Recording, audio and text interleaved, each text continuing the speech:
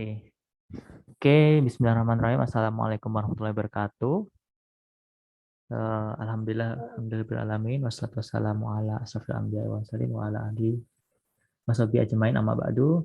Oke, pertama-tama kita mengucapkan syukur atas karunia Allah Subhanahu wa taala sehingga malam hari ini kita bisa menyempatkan di sela-sela waktu kita untuk belajar bersama mengenai ekonomi Islam. Oke, selanjutnya terima kasih kepada teman-teman sekalian yang telah menyempatkan di sela-sela mungkin kesibukannya ya malam hari ini barang beberapa menit untuk bisa kita belajar bersama. Oke, sekali lagi aku mengucapkan selamat barakallah kepada teman-teman yang kemarin sudah berhasil lolos di semifinal CEO. Tetap belajar lebih giat lagi. Mungkin ada beberapa tadi ada soal-soal mungkin yang kemarin masih bingung di misian mungkin bisa nanti ditanyakan ke aku nggak apa-apa. Selanjutnya untuk yang masih belum berhasil lolos jangan patah semangat, masih bisa tahun depan masih ada kompetisi-kompetisi lain baik itu ekonomi Islam maupun non ekonomi Islam, salah satunya di Nasdaq ini. Oke, untuk mempersingkat waktu kita langsung saja ya, kita akan malam hari ini akan mencoba untuk membahas soal kualifikasi Nasdaq tahun 2020 tahun kemarin. Nah, di Nasdaq ini itu soal kualifikasinya itu adalah soal pilihan ganda 50 nomor dan soal isian, soal isi kalau nggak salah. Soal isinya ada 3 dan isiannya ada 7 dan soal esainya ada 3. Nah, jadi tadi kan aku udah share di grup ya. Nanti teman-teman bisa coba-coba untuk kerjakan untuk soal nasib di kualifikasi ini. Nah, nanti kalau nggak salah itu diambil berapa ya?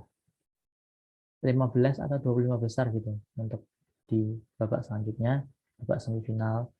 Nanti ada mungkin studi kasus, habis itu soal mengerjakan soal juga ada, nanti juga ada kita bikin presentasi studi kasusnya, ada soal, ada babak. Kalau tahun kemarin itu ada namanya leaderless group discussion. Nanti akan ada diskusi mengenai topik-topik aktual tentang ekonomi Islam. Nah, sebelum kita jauh memikirkan itu, kita akan coba bahas dulu untuk soal kualifikasinya. Oke, langsung aja aku mulai dari nomor 1. Jadi mungkin kalau misalkan teman-teman apa ya ingin apa namanya biar lebih seru lagi mungkin kalau misalkan teman-teman ingin menjawab, misalkan agak sungkan atau malu untuk open mic, mungkin bisa teman-teman via chat aja misalkan kira-kira jawabannya apa A, B, C, D, E. Kalau misalkan masih malu juga untuk chat di everyone chat atau di sini bisa personal chat juga bisa di sini. Oke, biar aku bisa dapat insight bagaimana teman-teman mungkin ada kalau mau menjawab itu bagaimana. Gitu.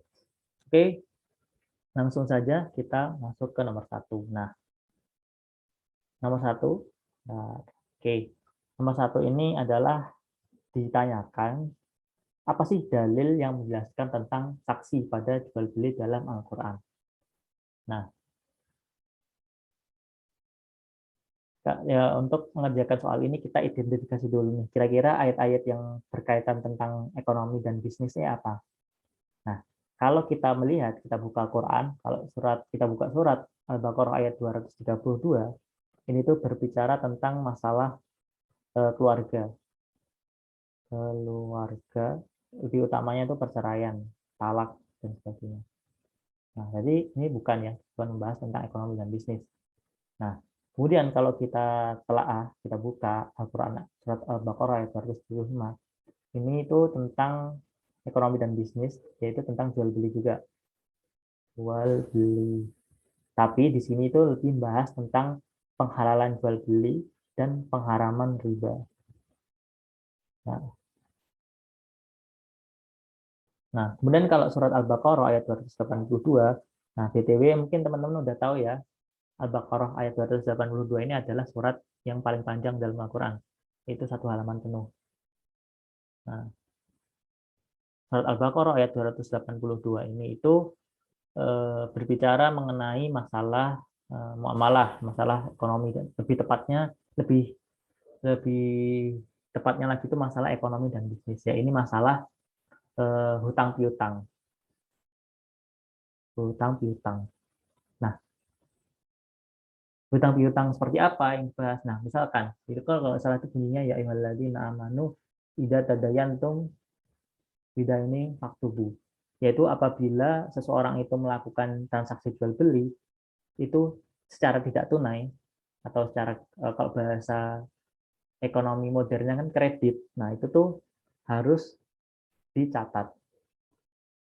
Pertama dicatat. Yang kedua adalah kalau misalkan tidak bisa dicatat, misalkan kan kita tahu ya orang-orang Arab zaman dahulu, zaman Rasul itu pada buta huruf, tidak bisa membaca dan tidak bisa menulis. Nah, maka kalau misalkan tidak bisa dicatat, itu perintah dalam Quran ayat Al-Baqarah ayat 282 itu harus ada saksi, yakni 2 orang. Nah, seperti itu. Nah, jadi Al-Baqarah ayat 292 ini kan ada selain tentang perintah apa namanya pencatatan hutang piutang dan apa namanya wajibnya saksi pada jual beli secara tidak tunai, itu tuh juga dijadikan dasar atau landasan dari kita bisa tarik 3 ilmu, dasar dari 3 ilmu. Yang pertama adalah pencatatan transaksi bisnis, itu namanya ilmu akuntansi. Kemudian ada juga nih pencatatan apa dari segi legal formal, pencatatan apa namanya, kalau misalkan teman-teman melakukan jual beli tanah atau jual beli apa namanya yang biasanya bertransaksi besar mendirikan perusahaan, itu namanya penotariatan atau notaris. Pencatatan negara misalnya notariatan, penotariatan. Kemudian juga ada ilmu sekretaris. Nah, jadi teman-teman kalau misalkan di organisasi berarti melakukan kegiatan atau melakukan aktivitas kesekretariatan itu juga berarti mengamalkan dari surat Al-Baqarah ayat 282. Jadi seperti itu. Nah, kalau surat An-Nisa ayat 29 ini itu adalah juga berkaitan dengan ekonomi dan bisnis atau muamalah, tapi ini lebih membahas mengenai bahwa ketika kita melakukan apa namanya dalam mencari harta atau berbisnis itu dilakukan dengan cara yang hak atau dengan cara yang benar, yaitu larangan untuk memakan harta orang lain secara batil, memakan harta orang lain secara batil. Apa namanya? Bagaimana sih contoh memakan harta orang lain secara batil? Ya, kita mencuri, kita menipu, terus itu apalagi riba, kemudian apalagi pokoknya dan hal-hal yang apa ya secara legal legal apa, hukum negara itu dilarang, itu juga berarti batil. Kemudian kalau misalkan secara dalil dalam syariah itu dilarang, itu juga secara batil. Nah, kemudian surat Al-Baqarah ayat 198 ini kira-kira apa? Berbicara mengenai apa? Coba kita sambil buka ya, sambil kita buka Qurannya masing-masing nih. Nah, surat Al-Baqarah ayat 198. Apa nih? Kira-kira, ayo aku juga sambil buka nih. Aku juga nggak hafal sih. 198. Aku hafalnya cuman ayat-ayat ekonomi bisnis yang terkenal kayak 275, 282, 260, 289, 283. Nah, kalau 198 nih aku juga belum familiar nih. Coba kita buka sama-sama ya, kira-kira apa nih. Al-Baqarah ayat 198 itu adalah mengenai bukanlah suatu dosa bagi mencari karunia dari Tuhanmu. Maka apabila kamu bertolak dari Arafah, berzikirlah kepada Allah di masyarakat. Nah, berarti dari artinya kita bisa menyimpulkan bahwa di Al-Baqarah ayat 198 ini adalah perintah bagi manusia untuk mencari rezeki, mencari karunia karunia Allah, karunia Tuhanmu. Nah, ayat Al-Baqarah 198 ini kalau kita buka apa namanya di beberapa buku tentang fikih muamalah itu dijadikan dasar dari akad mudharabah. Mudharabah. Anjuran untuk berusaha, berbisnis. Nah, kalau di mudharabah ini selain Al-Baqarah ayat 198, misalnya ini kurang jelas ya. Mudharabah. Nah, ini selain Al-Baqarah ayat 198 ini juga disebutkan dalam surat Shad ayat 24 dan Al-Muzammil ayat 20. Nah, jadi kurang lebih seperti itu untuk nomor 1 ya. Jadi jawabannya adalah Al-Baqarah ayat 282. Oke, kita lanjut ya ke nomor 2. Ke nomor 1 sudah clear ya, teman-teman. Oke, kita lanjut ke nomor 2. Nah, oke ya. Jadi ciri khasnya di soal nasek itu selain kita membahas tentang ekonomi Islam itu biasanya itu ada juga soal-soal tentang tauhid, misalkan tauhid uluhiyah, tauhid rububiyah, asma wa sifat, kemudian kadang juga keluar soal-soal asmaul husna, yang itu banyak keluar sih. Pengalamanku 2 tahun ikut nasek sama 2 tahun membantu teman-teman yang lain, teman-teman kakak-kakak dari teman-teman semua di nasek itu banyak sekali soal berkaitan dengan akidah ini keluar. Nah, salah satunya ini ayat soal nomor 2 ini. Nah, di sini adalah soalnya yang dipersoalkan atau yang ditanyakan adalah tauhid mengenai masalah tauhid asma wa sifat. Nah, di sini adalah salah satu penyimpangan dalam tauhid asma wa sifat dengan cara penjabaran cara atau bentuk sifat Allah. Nah, ini adalah penyimpangan dari penyimpangan dari ini dinamakan sorry. Nah, sebenarnya dari 5 ya ini 5 istilah ini tuh semua bentuk penyimpangan dari prinsip tauhid asma, dari nilai-nilai atau dari tauhid asma wa sifat. Nah, kalau tahrif ya, tahrif itu adalah ntar aku tadi baca itu adalah merubah nama sifat, misalkan kan dalam Al-Quran itu ditulis sifat-sifat Allah itu ya. Nah, itu tuh sedikit diubah, dimodifikasi jadi apa ya istilahnya tuh dan bahasakannya adalah merubah sifat merubah sifat-sifat Allah sehingga akan sedikit mereduksi dari nama-nama Allah itu. Kalau tahrif itu merubah. Nah, kalau taktil itu apa ya? Taktil itu mengingkari, mengingkari nama-nama Allah, mengingkari. Jadi Allah itu tidak maha kaya, Allah itu tidak maha kuat, tidak maha tahu dan sebagainya. Nah, kalau taif ini taif itu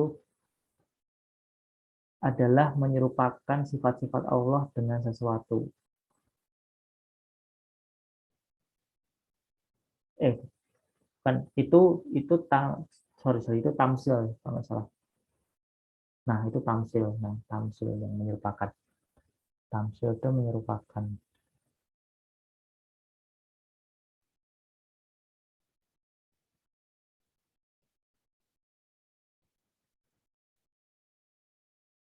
Nah, kalau taif ini adalah ya ini penjabaran bentuk dari sifat Allah. Penjabaran. Di mana penjabaran itu tidak ada dalam kitab Allah atau tidak dijelaskan dalam Al-Quran. Misal, kita kan tahu Allah itu punya singgasana di ars.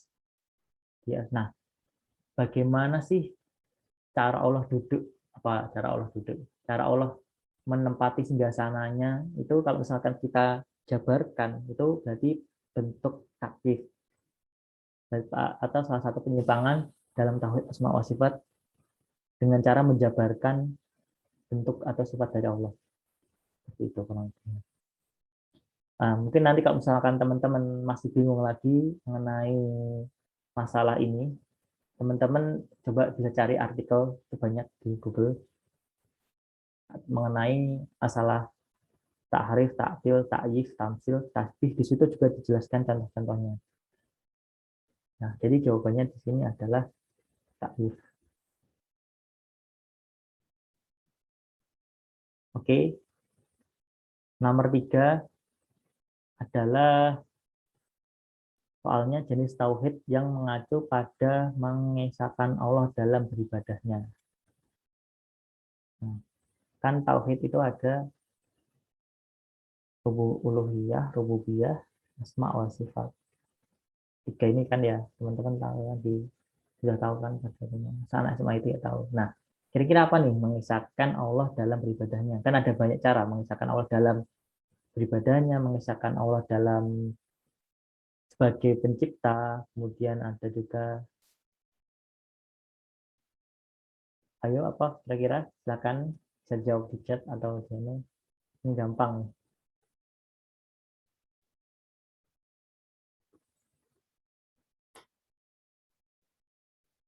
Nah,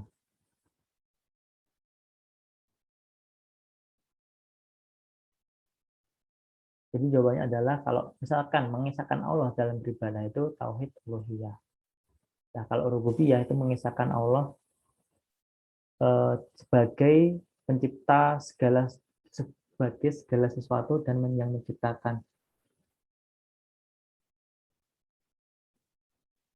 Jadi ini apa namanya? Kayak misalkan teman-teman mungkin sering baca Al-Masrat ya di surat Al-Baqarah ayat 284 sampai 286 kan walillahi ma fis samawati wa ma fil ard, bahwa segala sesuatu di bumi itu hanya milik Allah. Nah, itu bukan tauhid rububiyah. Jadi di sini adalah mengisahkan Allah sebagai segala pencipta dan pengatur. Nah, kalau asma wa sifat ini mengisahkan sifat-sifat Allah.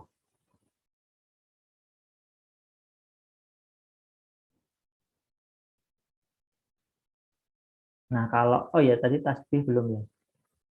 Kalau tasbih itu tar, apa ya? Aku lupa atau nanti. Tapi aku buka catatan gue dalam hmm,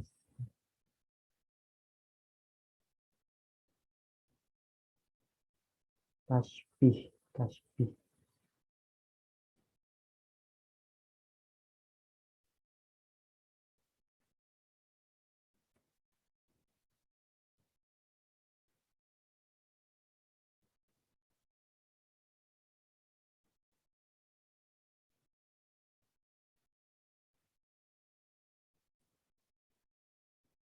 Nah, tasbih itu contohnya adalah kita menyembah kok kita. Contohnya adalah ketika orang-orang zaman jahiliyah itu menyembah berhala. Jadi menyerupakan berhala itu seperti apa ya? Kan hak untuk disembah itu kan hanya untuk Allah ya. Nah, itu tuh kalau misalkan melakukan perbuatan seperti orang-orang musyrik di mana mereka menyembah berhala. Kan orang-orang bedanya orang-orang ahli kitab sama gitu kan orang kita tahu orang zaman dahulu orang jahiliyah Mekah itu kan juga sebenarnya menyembah Allah, tapi mereka juga menyembah berhala. Nah, seperti itu. Jadi itu mereka tasbih itu contohnya salah satu seperti itu. Nah, misalkan contoh lainnya ini lebih konteksnya lebih saat ini tuh ketika eh, ketika seseorang itu melebih-lebihkan dalam memuji atau me, apa namanya? bersolawat kepada Nabi tapi terlalu berlebihan. Misalkan apa ya, pokoknya yang penting solawat, nggak pernah sholat dan sebagainya. Pokoknya apa-apa solawat cara. Tapi mereka tidak melakukan eh, ibadah yang lain. Pokoknya cuma solawat aja. Nah, seperti itu. Jadi seperti apa ya, usaha untuk menuhankan Nabi. Nah, nanti kan jatuhnya juga seperti kaum Nasrani. Jadi kan terlalu mengagungkan Nabi, jadi seperti menuhankan. Itu tasbih. Kan tasbih itu kan mengagungkan. Tapi dalam konteks ini itu penyimpangan itu menasbihkan atau mengagungkan sesuatu seolah-olah seperti yang seharusnya untuk Allah. Oke, kita lanjut ke tadi ya. Oh ya, tadi ini jawabannya uluhiyah ya. Nah, jadi biasanya ada tiga kan, kita tahu ada tauhid, uluhiyah, rububiyah, sama sifat. Uluhiyah itu mengisahkan Allah dengan cara beribadah. Kemudian kalau rububiyah itu mengisahkan Allah sebagai pencipta dan pengatur segala sesuatu yang ada di bumi, sesuatu yang ada di langit dan bumi. Kemudian kalau asma wa sifat ini mengisahkan sifat-sifat Allah. Oke, kita lanjut ke nomor 4. Nah, nomor 4 ini adalah pertanyaannya, riba digambarkan sebagai segala sesuatu hal yang buruk. Nah, Allah mengancam akan memberikan apa namanya? Alasannya, bukan alasan yang harusnya balasan atau ancaman yang tegas kepada orang Yahudi yang makan riba.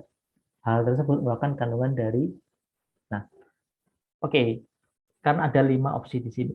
Arum, Al-Baqarah, An-Nisa, Al-Baqarah, Al-Imran. Nah, kira-kira dari kelima ayat ini yang tidak membahas tentang riba apa? Kan teman-teman mungkin ada sudah pernah membaca ya ayat-ayat riba. Kira-kira apa nih? Al-Imran 130 membahas tentang riba, membahas. Al-Baqarah 273 bukan. Kemudian An-Nisa ayat 160 161 ya. Al-Baqarah ayat 215 ya. Arum ayat 39 ya. Nah, berarti kan antara keempat ini. Nah, ayat opsi A, C dan E ini itu kalau dalam buku fikih muamalah itu ada yang dinampakkan ayat-ayat yang menyebutkan 4 tahapan pelarangan riba. Pelarangan riba. Jadi di kalau nggak salah itu 2 hal yang dilarang yang dalam proses pelarangannya itu dilakukan secara bertahap itu ada 2, yakni Homer dan riba. Kenapa? Karena saat itu tuh praktek minum Homer dan riba ini sudah mendarah daging di masyarakat pada waktu itu. Sehingga kalau pelarangannya itu dilakukan secara langsung, sekali tahap dilarang riba, itu akan apa ya, terlalu, istilah sekarangnya radikal lah, terlalu revolusioner gitu bahasa, kalau bahasa sosiologinya ya. Nah, jadi dibuat pelarangannya itu secara bertahap seperti halnya dengan pelarangan Homer. Nah, tahap pertama itu adalah disebutkan dalam surat Ar-Rum ayat 39. Nah, di sini itu isinya surat Ar-Rum ayat 39 itu bahwasanya eh, menurut Allah atau di sisi Allah itu riba itu bukan sebagai suatu tambahan. Artinya riba itu tidak ada nilainya. Jadi membantah anggapan orang-orang atau masyarakat di waktu itu bahwa riba itu berguna atau bermanfaat. Nah, kemudian tahapan kedua itu adalah surat An-Nisa ayat 160 161. Nah, di sini di dalam surat An-Nisa ini Allah menjelaskan bahwa riba itu pernah dilakukan oleh kaum kaum kaum sebelumnya, yaitu kaum orang Yahudi. Nah, mereka itu gemar memakan riba, sehingga Allah itu apa ya, memberikan batasan atau larangan yang sangat ketat kepada orang-orang Yahudi. Jadi orang-orang Yahudi zaman dulu itu diberi apa ya, akan ada syariahnya khusus dan sangat ketat sekali. Jadi misalkan kalau terkena najis itu, kalau sekarang kan kita tinggal mencucinya ya, pakaian mencuci. Nah, kalau orang Yahudi itu harus dibuang. Pakaian yang terkena najis itu harus tidak boleh dipakai lagi. Nah, kurang lebih itu salah satu syariat yang sangat ketat yang diberikan Allah kepada orang Yahudi, karena mereka itu sukanya apa ya, ya seperti itu, sudah diberitahu dikasih larangan tapi selalu sifatnya itu mencari celah dan apa, mencari usaha untuk berusaha untuk eh, membangkang atau mengingkari dari larangan tersebut. Nah, jadi udah ketemu ya, jawabannya adalah An-Nisa ayat 191. Nah, yang ketiga kita sambung dulu, yaitu surat Ali Imran ayat 130. Nah, di sini kan Ali Imran itu isinya, hai orang beriman, janganlah kamu memakan riba yang berlipat ganda. Nah, jadi ada dua versi mengenai makna dari ayat ini. Yang pertama adalah riba yang dilarang itu waktu tahap ini, tahap ketiga itu riba yang berlipat ganda terlebih dahulu. Jadi riba yang besar, sangat memberatkan itu dilarang. Nah, ada pendapat kedua itu mengatakan bahwa segala jenis riba baik besar maupun kecil itu sifatnya adalah berlipat ganda karena buat tambahan. Jadi sifatnya, jadi sifat riba itu berlipat ganda. Jadi yang diharamkan itu tidak hanya riba yang berlipat ganda, tapi segala jenis riba karena sifatnya adalah berlipat ganda. Nah, yang keempat ini adalah surat Al-Baqarah, Baqarah ayat 289. Nah, di sini tuh Al-Baqarah ayat 289 itu sambungan dari Al-Baqarah ayat 288, di mana di ayat 288 itu menjelaskan bahwa perintah dari Allah untuk meninggalkan semua bentuk riba. Jadi semua riba itu harus ditinggalkan, pokok modalnya boleh, tapi semua riba itu harus ditinggalkan.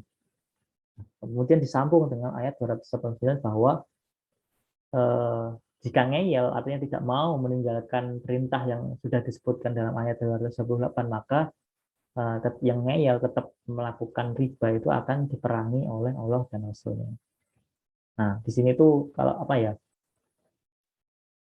salah satu perbuatan yang kalau nggak salah itu satu-satunya yang diancam dengan diperangi oleh Allah dan Rasulnya itu adalah perbuatan riba. Dosa-dosa yang lain itu sepertinya nggak ada yang sampai untuk ada ancaman diperangi. Nah, itu. Nah, bagaimana dengan Al-Baqarah ayat 275? Nah, ini itu bukan termasuk dalam tahapan, tapi juga menjelaskan tentang riba. Yaitu di sini itu membantah bahwa anggapan bahwa jual beli itu sama dengan riba. Di ayat ini juga menggambarkan bahwa orang yang memakan riba itu nanti nasibnya seperti apa sih di akhirat. Nah, itu juga ada di Al-Baqarah ayat 275. Oke, oke, kita lanjut ya karena sudah hampir apa, 40 menit. Belum. Hampir 20 menit. Kita baru 4 nomor. Oke. Nah, nomor 5 adalah apakah makna dari ayat ini? Nah, sini kan ada wanfiku fi sabilillah wala tulku bi aidikum ila tahtukati wa ahsinu innallaha yuhibbul muhsinin. Di sini ada clue-nya di sini. Wanfiku fi sabilillah itu, dan berinfaklah kamu pada jalan Allah. Ya, jadi lebih dari sini clue-nya di sini ya. Berarti perintah untuk bersedekah. Nah, oke, kita mungkin agak cepat aja untuk ayat ini karena sudah jelas ya. Nah, oke, nomor 6 ini bukan ekonomi syariah, ini ekonomi konvensional. Jadi di sini mengenai distribusi pendapatan yang merata sempurna. Nah, di sini merupakan materi kelas berapa ya? Aduh, lupa kalau sekarang itu kelas berapa. Kalau zamanku dulu itu kelas 10. Jadi di sini itu membahas mengenai kan awalnya itu dari konsepnya itu dari GDP. Kita tahu gimana menghitung GDP dan sebagainya. Nah, setelah kita tahu, kita hitung nih, wah ternyata GDP atau pendapatan yang dari mana negara itu merata atau enggak, dinikmati oleh semua golongan masyarakat atau enggak, atau hanya tertentu saja. Gimana cara mengukurnya? Yaitu dengan cara ada dua. Yang pertama adalah menggunakan kurva Lorenz, yang kedua adalah menggunakan indeks Gini. Nah, jadi jawabannya antara dua ini ya, antara ini sama ini. Nah, terus kalau misalkan pendapatan per kapita yang tinggi, kan kita tahu ya, mungkin teman-teman sudah tahu, cara mengukur pendapatan per kapita itu adalah GDP atau pendapatan domestik bruto atau pendapatan nasional gitu aja, itu dibagi dengan jumlah penduduk. Di situ adalah nanti hasilnya pendapatan per kapita atau GDP per kapita. Nah, di sini tidak bisa mencerminkan pemerataan distribusi pendapatan. Kenapa? Kan cuma ngitung GDP kali dibagi jumlah penduduk aja. Jadi misalkan ada yang apa namanya, misalkan pendapatannya ini kalau kemudian dijumlahkan satu negara cuma dibagi, ini kan kita nggak tahu nih apakah dikuasai, pendapatan itu dikuasai segelintir orang atau dikuasai oleh banyak orang. Nah, kalau misalkan kurva Phillips itu mengukur hubungan antara inflasi dengan pengangguran dan pengangguran. Kurva itu semakin inflasinya tinggi itu penganggurannya akan rendah, dan sebaliknya semakin rendah inflasi maka pengangguran akan tinggi. Maka sebab itu ada anggapan bahwa inflasi itu lebih mending dibandingkan deflasi. Karena kalau misalkan inflasinya sangat rendah atau negatif atau deflasi, nanti penganggurannya akan tinggi. Seperti itu. Nah, kemudian indeks Gini. Nah, indeks Gini ini indeks yang mengukur pemerataan pendapatan. Nah, besarannya itu adalah dari 0 sampai 1. Semakin mendekati 0 maka apa namanya, pemerataan pendapatan itu semakin sempurna atau rata pendapatannya, dibagi rata. Nah, sementara kalau semakin ke 1 ini berarti menyatakan bahwa semakin mendekati 1 itu berapa ketimpangannya semakin tinggi. Nah, kalau misalkan kurva Lorenz itu kurvanya gini. Nah, di sini bisa gini. Nah, nanti kalau misalkan ini apa ya, kurva Lorenz itu semakin mendekati sumbu diagonal ini, itu berarti pemerataannya semakin merata sempurna. Semakin jauh misalkan dari sini ke sini, berarti itu semakin tidak sempurna atau tidak merata. Nah, distribusi pendapatan yang horizontal, ya, horizontal itu gimana? Nanti kan gini kan. Nah, kurang tepat ya. Yang betul itu adalah kurva Lorenz yang berimpit dengan garis diagonal. Jawabannya adalah D. Nah, nomor 7.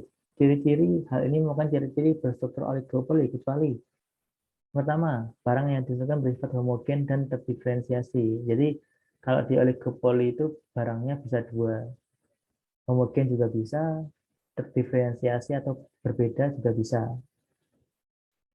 Kalau di pasar persaingan sempurna kan juga harus apa namanya, barangnya homogen kan ya.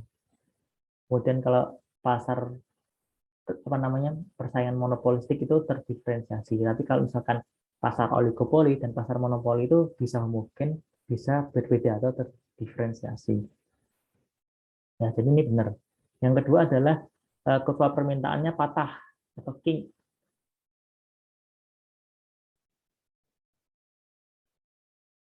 Bagian atasnya inelastis dan bawahnya bagian bawahnya elastis. Nah, jadi kurvanya patah. Tak, tak, ini. Biasanya kan permintaannya kan gini kan. Nah, tapi kalau di oligopoli itu gini. Jadi ada yang gini terus patah tek gitu. Nah, itu kenapa? Karena memang ketika apa ya di persaingan oligopoli itu kan ada perusahaan yang menaikkan harga. Nah, tapi perusahaan lain itu akan berusaha untuk tidak mengikuti langkah si yang perusahaan yang apa namanya menaikkan harga. Maka disebut sebagai kurva permintaannya patah.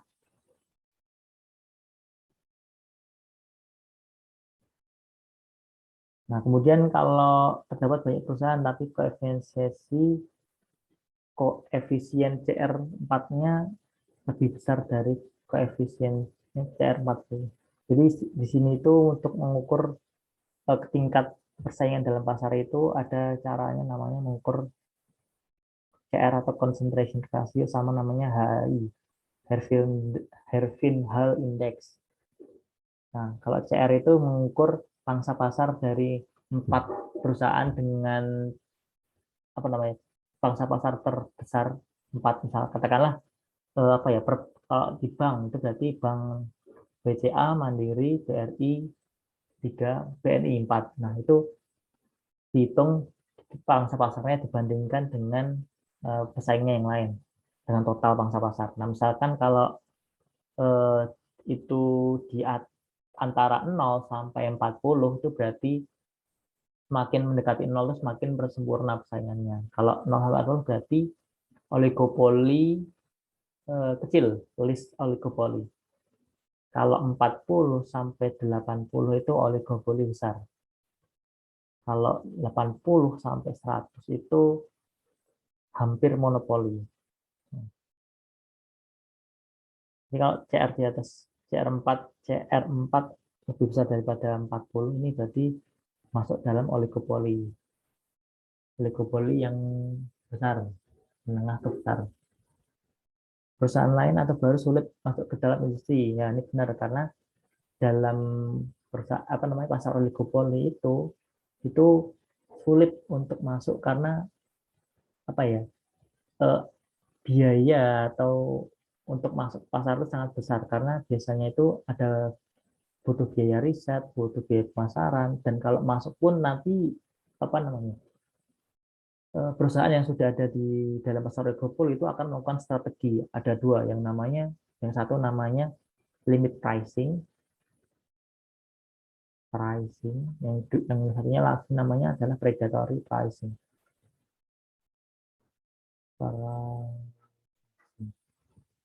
Nah, kalau limit pricing ini tuh nanti sebelum mereka misalkan apa ya? Contohnya itu katakanlah perusahaan, aduh, bentar,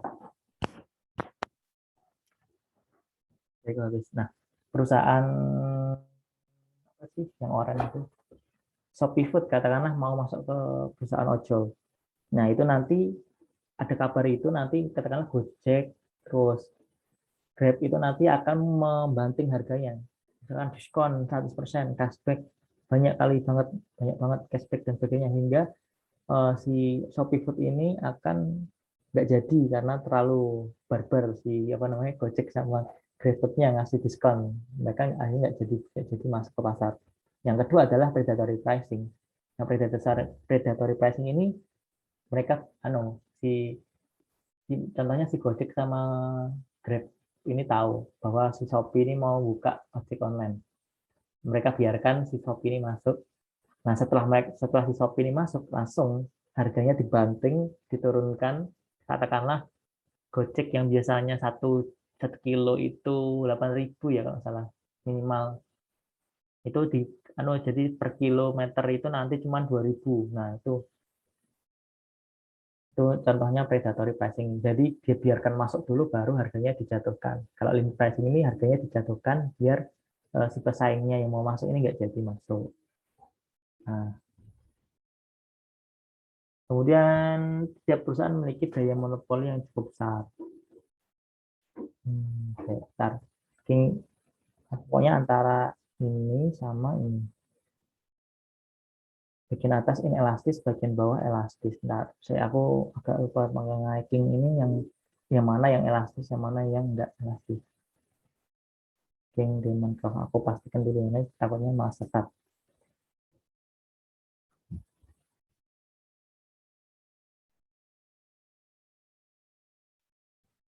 King Diamond Curve. Apa atau kita skip dulu ya? Aku pastikan dulu antara kalau misalkan ini kalau nggak salah itu ya bener King, tapi yang atas elastis atau yang bawah elastisnya aku agak lupa nih. Nah, setiap orang kalau misalkan ini benar berarti jawabannya ini. Nah, kita skip dulu lah daripada kelamaan ya. Biar. Nah, oke, kalau yang nomor 8 ini itu cara menurunkan tingkat money multiplier dari reserve ratio ini gampang. Rumusnya adalah 1/reserve ratio. Jadi kan 1/5%. Atau 1/0,2. 0,2.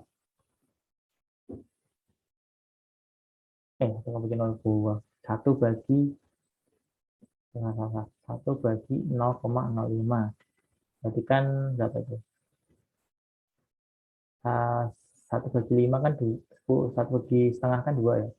2, 0, di belakang koma. Di belakang koma 1 lagi. Jadi tambah 20. Nah, reserve ratio kan seperti teman-teman tahu yaitu apa namanya cadangan kas yang harus disetorkan bank kepada bank sentral. Contohnya kalau kamu nabung, misalkan total tabungan yang dihimpun oleh Bank BCA itu 500 miliar. Kalau reserve rasionya itu 5%, berarti 5% dari 500 miliar itu harus disetorkan ke Bank Sentral atau Bank Indonesia. Nah, itu namanya reserve rasio. Nah, oke, nomor 9 itu keseimbangan konsumen terjadi ketika, nah, kita tahu ya, kalau misalkan mengukur keseimbangan konsumen itu ada dua pendekatan, yaitu menggunakan pendekatan kardinal dan ordinal.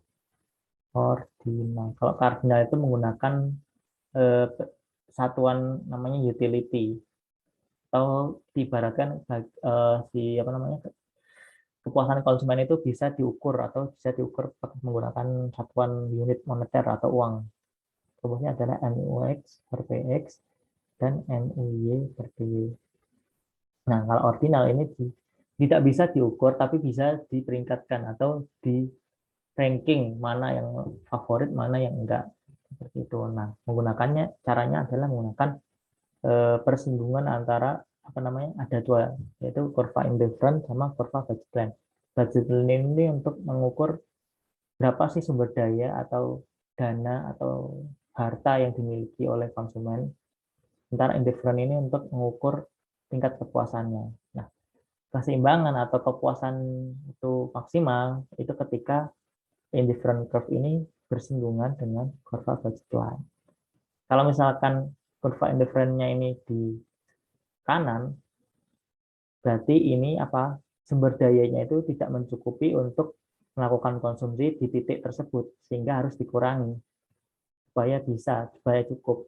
Nah, kalau misalkan di sebelah kiri berarti sumber apa namanya konsumsinya ini masih bisa ditingkatkan lagi supaya si kepuasan konsumennya ini bisa maksimal. Nah, jadi kalau misalkan di kiri itu harus ditambah, di kanan harus dikurangi. Jadi eh, jawabannya adalah kurva indifferent itu bersinggungan dengan kurva budget line. Kenapa kok tidak berpotongan? Nah, karena kalau misalkan berpotongan itu akan namanya melanggar prinsip atau prinsip namanya apa sih? Aksioma atau ya, apa namanya? Kaidah namanya transitivitas. Dimana kalau di kurva indifferent itu kalau berpotongan itu diasumsikan bahwa apa namanya kok barang A dan barang B itu dianggap apa namanya sama, artinya tidak bisa dibedakan mana yang lebih disukai mana yang tidak. Jadi kurang lebih seperti itu. Jadi jawabannya nomor 9 ini adalah bersinggungan dengan kurva budget line. Nah, oke, nomor 10 ini adalah apabila kondisi perusahaan saya ini memiliki MR lebih kecil daripada MC, maka perusahaan tersebut harus melakukan apa supaya labanya menjadi maksimal. Nah, kita tahu kalau apa namanya laba maksimal, laba max itu persamaannya adalah MR sama dengan MC. Kalau misalkan MR itu lebih besar daripada MC, maka produksinya harus ditambah supaya MR-nya bisa sama dengan MC. Nah, kalau misalkan MR lebih kecil daripada MC, maka yang harus dilakukan adalah kebalikannya, yaitu harus mengurangi produksi atau outputnya. Kalau MC-nya terlalu tinggi, berarti wah terlalu banyak ini apa namanya produksi kita.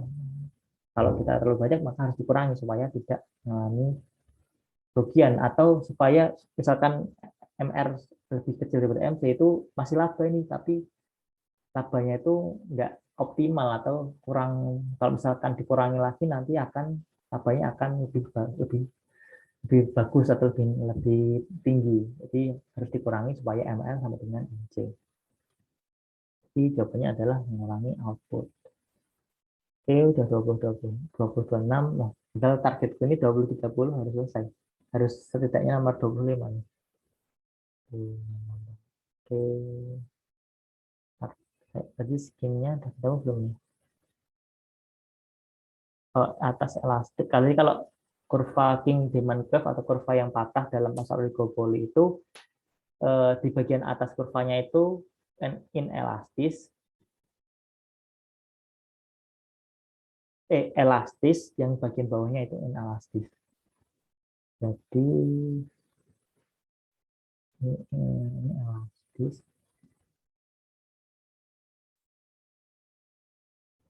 Nah, jadi jawabannya adalah B, yaitu harusnya adalah kurva permintaan patah, yaitu inelastis atau inelastis di bagian bawah dan elastis di bagian atas. Jadi kebalik ini, kebalik.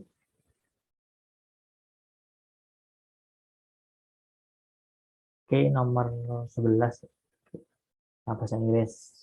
Kira-kira teman-teman ada kendala nih ya, kalau soalnya pakai bahasa Inggris. Soalnya memang di ekonomi itu banyak sekali lomba-lomba, termasuk kayak ASN ya, itu soalnya pakai bahasa Inggris. Ya, memang budayanya kayak dulu, kayak udah lama seperti itu sih, pakai nggak cuma pakai bahasa Indonesia, tapi pakai bahasa Inggris. Ada yang kadang setengahnya, seperempatnya, bahkan ada yang 70%-nya pakai bahasa Inggris. Jadi coba kita sambil belajar bahasa Inggris ya, kalau gitu. Nomor 11 itu soalnya adalah suppose the incomes of buyer in market for particular normal good decrease and there is also reduction in input prices. What will we expect to occur in this market? Suppose itu berarti diperkirakan atau diketahui bahwa apa namanya pendapatan dari si pembeli dalam sebuah pasar untuk barang normal tertentu itu akan berkurang, artinya pendapatannya akan turun.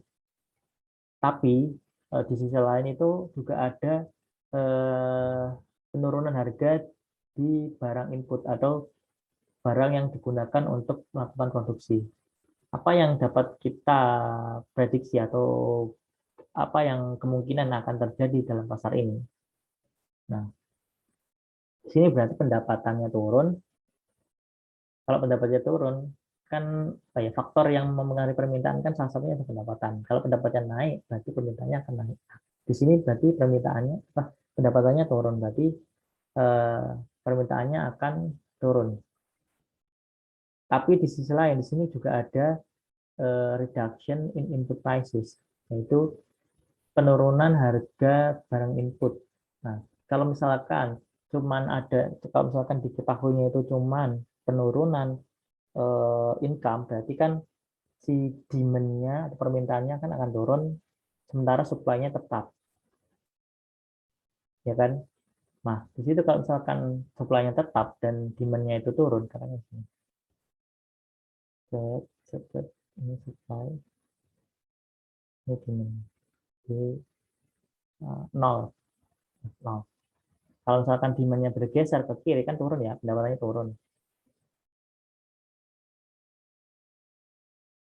D1 yang sebelumnya sini kan turun ya. Nah, jadi kan both equilibrium price and equilibrium quantity will decrease. Ya. Tapi itu kalau nggak ada reduction in input prices. Nah, kalau misalkan both equilibrium price and equilibrium quantity will increase atau harganya naik, itu kan kalau terjadinya itu kalau misalkan supply-nya turun, sementara permintaannya itu tetap atau naik. Ya, jadi ini nggak salah ya yang A. Yang B, baik artinya berarti ini baik harga keseimbangan dan kuantitas keseimbangan atau jumlah barang yang keseimbangannya akan turun.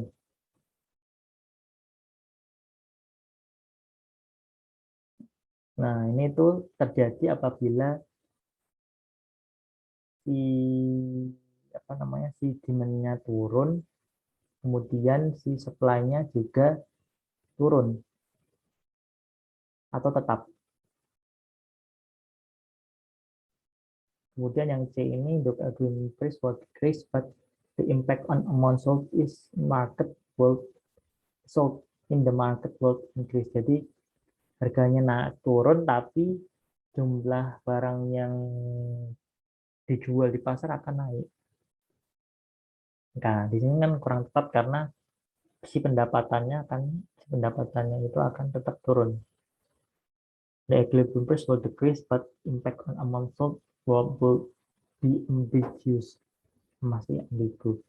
Jadi harga keseimbangannya akan turun tapi pengaruhnya ke apa namanya kuantitas yang dijual atau yang terjadi di pasar itu akan ambigu, artinya bisa naik bisa turun.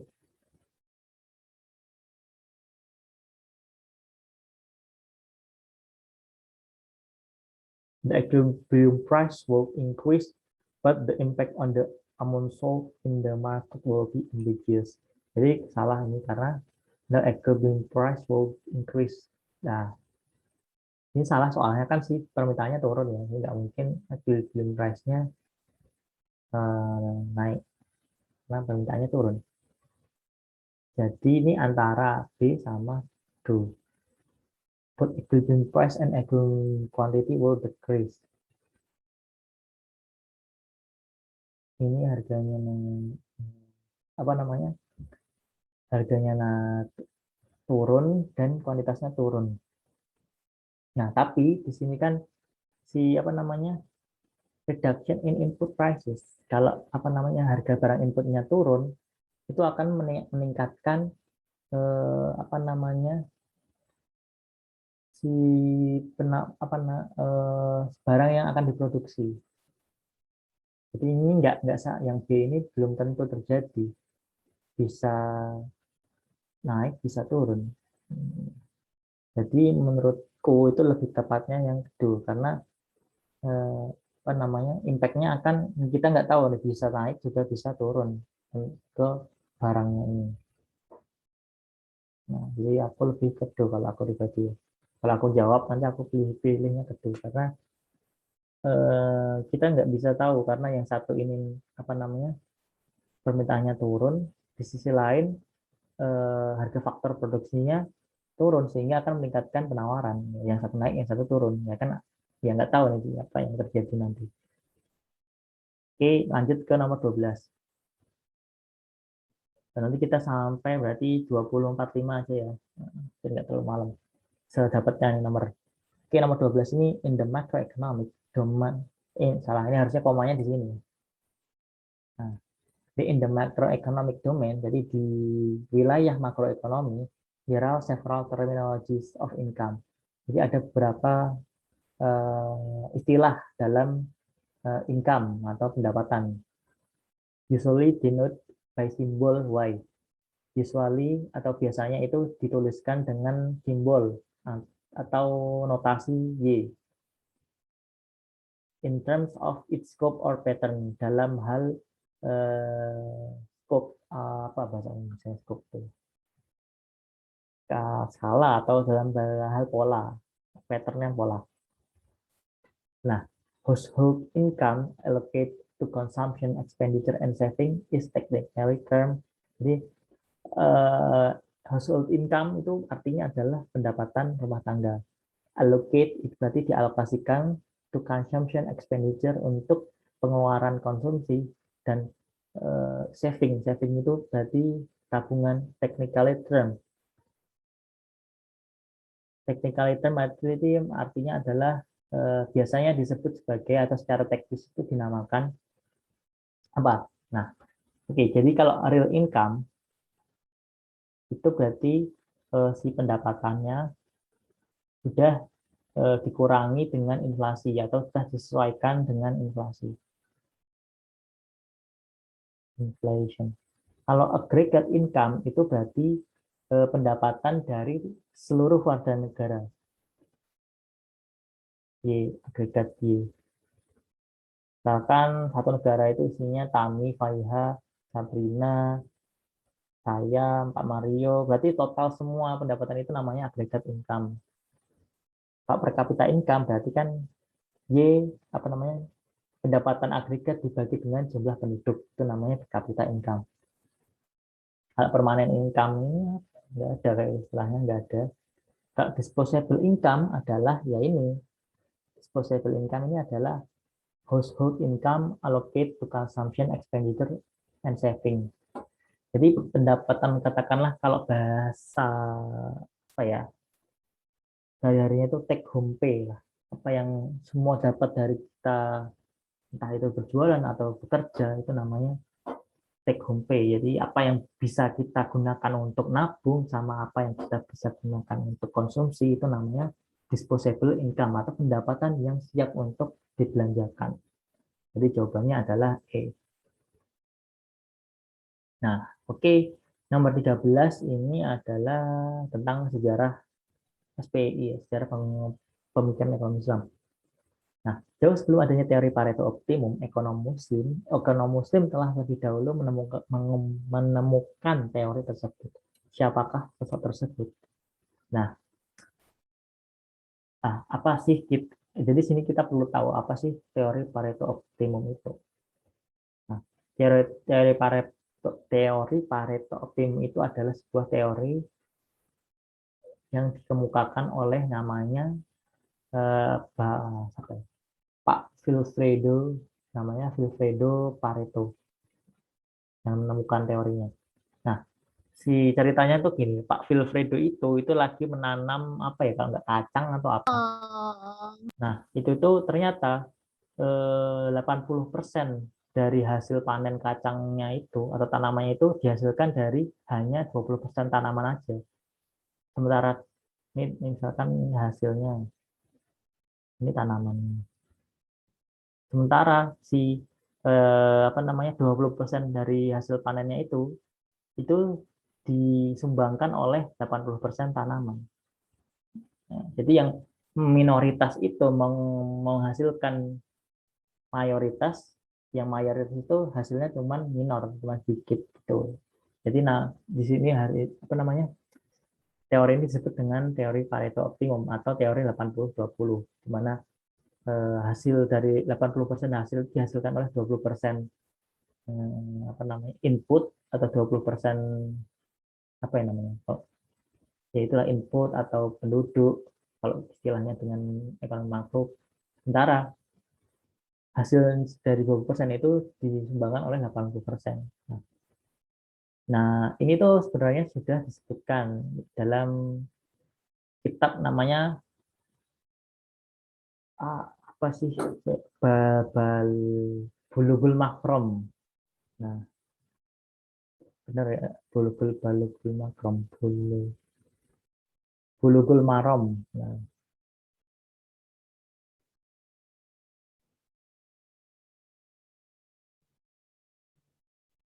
kitab Bulughul Makrom.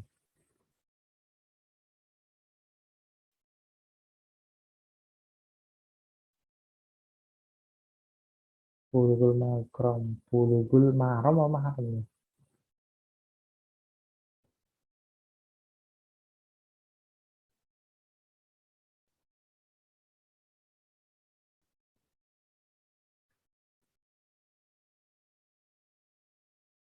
Bulughul Maram. Nah, jadi ditemukan oleh Imam Ali dalam kitab Bulughul Maram. Oke.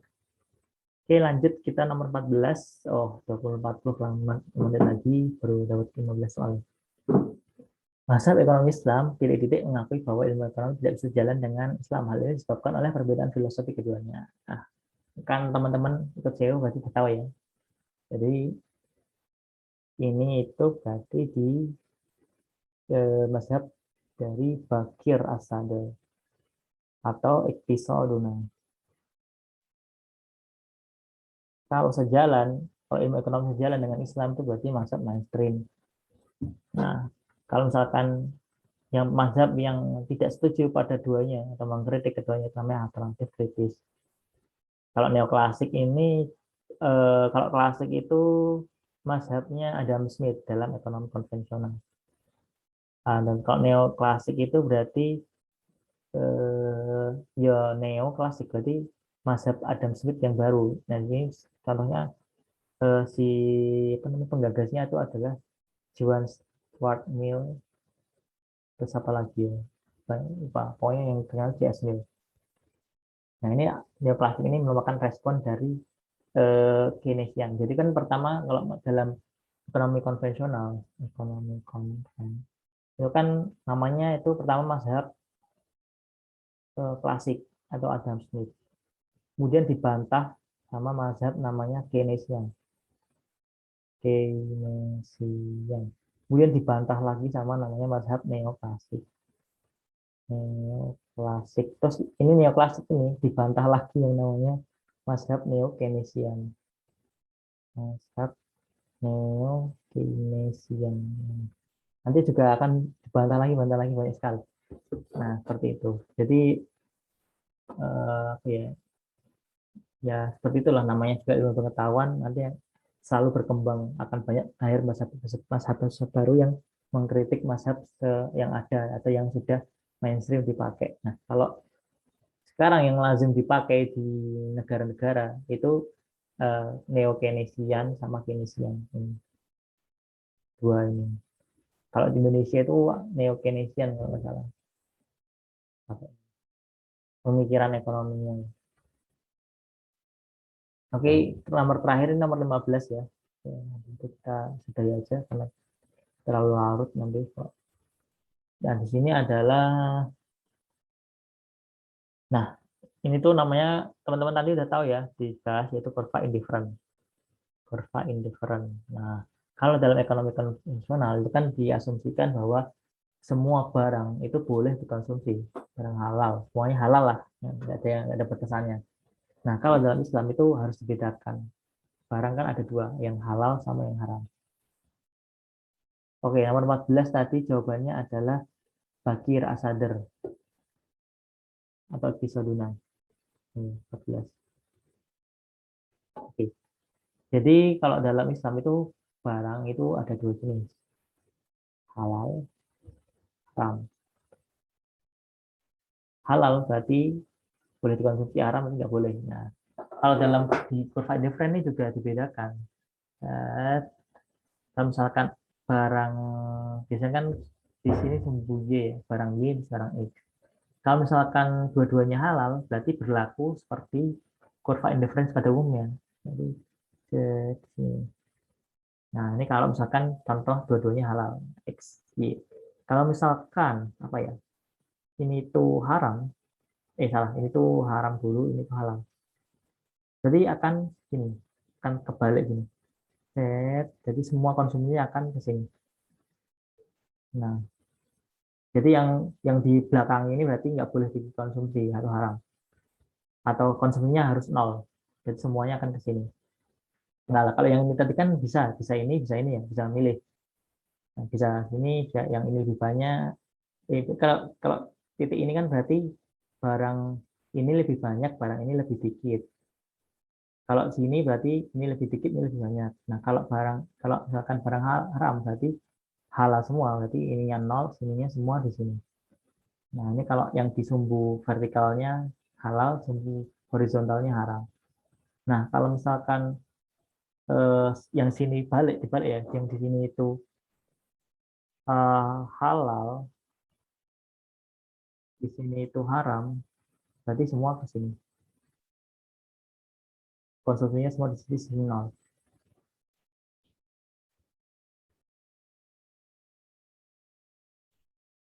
Nah, kemudian kalau misalkan dua-duanya haram, itu nanti gini, set, set. Jadi tidak apa namanya, ini haram, ini haram.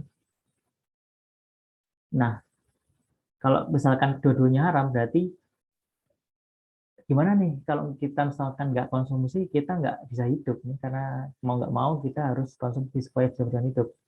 Jadi boleh mengkonsumsi, boleh barang ini atau boleh barang ini, kan sama-sama haram nih, nggak ada pilihan lain, mau dua-duanya haram, tapi dikonsumsinya itu hanya untuk menjaga kelangsungan hidup, artinya supaya tidak mati gitu aja. Jadi tidak berada pada titik optimum, tidak puas artinya, tidak menyinggung kurva budget plan. Jadi jawabannya kalau misalkan dua-duanya haram itu ke ini, jawabannya ini, karena tidak menyinggung di sini. Nah, kalau ini kan menyinggung kan, ini tidak menyinggung. Nah, di sini pertanyaannya adalah nomor berapakah kalau misalkan sumbu barang horizontalnya haram dan sumbu vertikalnya halal. Vertikal kan berarti yang ini, yang ini, yang horizontal yang ini.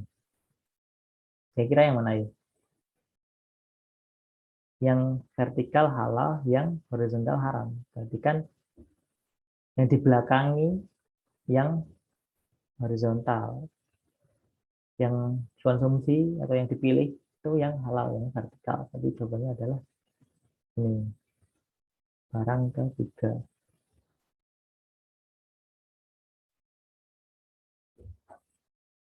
Oke. Oke, mungkin sampai sini aja ya. Besok kita lanjutkan nomor 16 seterusnya. Karena kita kalau malam-malam nggak terlalu lama nanti kurang efektif. Mungkin itu aja dari saya untuk malam hari ini. Terima kasih atas teman-teman atas partisipannya. Jika misalkan dalam penyampaian ini ada yang kurang jelas, bisa ditanyakan lagi nanti atau besok. Kemudian kalau misalkan ada apa ya, kesalahan dalam penyampaian atau ketidaknyamanan yang aku timbulkan karena penyampaianku, mohon maaf.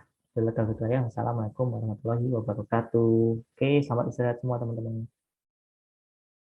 Waalaikumsalam warahmatullahi wabarakatuh. Makasih Mas Azmi. Oke, sama-sama. Makasih kembali.